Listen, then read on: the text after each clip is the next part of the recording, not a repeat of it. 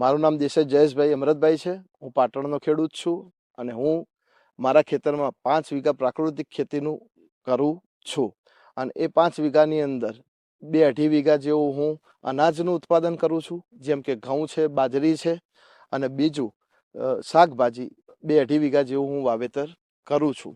ગાયની ભાવ ખર્ચ જે સરકાર દ્વારા સારી યોજના ચાલી રહી છે, ગાયની ભાવ ખર્ચ, ગાય, ગામડું અને ખેતી, આ રીતની જે સરકારની યોજના ચાલી રહી છે એ યોજના પણ સરસ છે।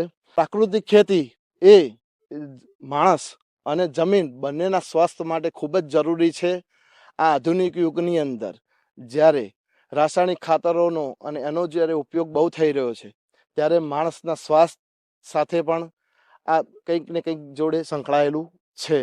એટલે મારું પોતાનું તો એવું માનવું છે કે પ્રાકૃતિક ખેતી એ જ બેસ્ટ રસ્તો છે જમીન અને માણસના સ્વાસ્થ્ય સાચવવા માટે।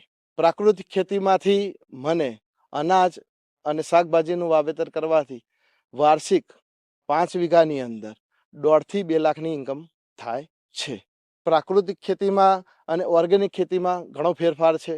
જેમ કે પ્રાકૃતિક ખેતીના ઘઉંની કિંમત આજે બજારમાં 1000 થી 1200 રૂપિયા છે મણના, જ્યારે રાસાયણિક ઘઉંની કિંમત કદાચ 600-650 આસપાસ છે। એટલે આમ જોવા જઈએ તો એનું ઉત્પાદન પ્રાકૃતિક ખેતીમાં ઓછું થતું હોવા છતાં પણ એનો ભાવ સારો મળી રહે છે, તેથી પ્રાકૃતિક ખેતી જ શ્રેષ્ઠ ઉપાય છે।